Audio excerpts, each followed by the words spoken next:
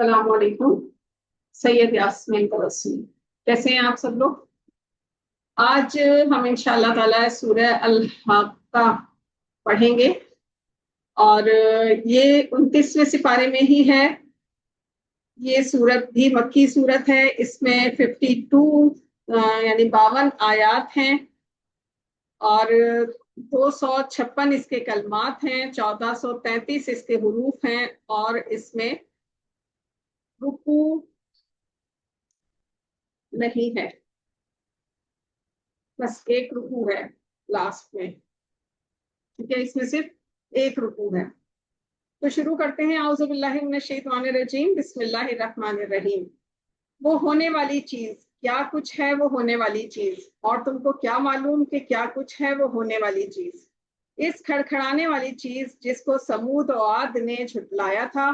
سو سمود تو ایک سخت آواز کڑک سے ہلاک کیے گئے، اور جو عاد تھے ان کو ایک تیز و تند ہوا سے ہی ختم کر دیا گیا، مسلط کر دیا گیا تھا اللہ نے اس کو ان پر متواتر 7 رات اور 8 دن تک۔ 8 دن تو دیکھتا اس قوم کو اس میں اس طرح گرا ہوا کہ گویا وہ گری ہوئی کھجوروں کے تنے ہیں۔ بھلا تو ان میں سے کسی کو بھی باقی دیکھتا ہے؟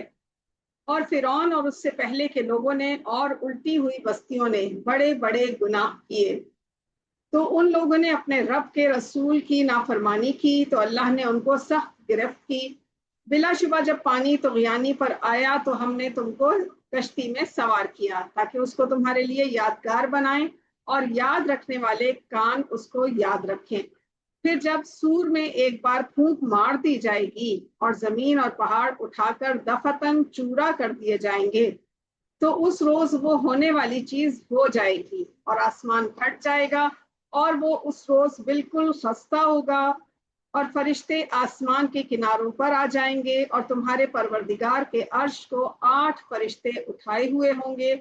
اس روز تم سب پیش کیے جاؤ گے، تمہاری کوئی بات مخفی نہ ہوگی۔ تو جس کا اعمال نامہ اس کے دائنے ہاتھ میں دیا جائے گا وہ دوسروں سے کہے گا کہ لیجئے میرا اعمال نامہ پڑھیے، میرا تو یہ عقیدہ تھا کہ مجھ کو میرا حساب ضرور ملے گا، بس وہ اپنی مرضی کے عیش میں ہوگا۔ سبحان اللہ۔ اونچے درجے کی جنت میں ہوگا، جن کے میوے جھکے ہوئے ہوں گے، مزے کے ساتھ کھاؤ اور پیو، یہ صلہ ہے ان اعمال کا جو گزشتہ زمانے میں کیے تھے۔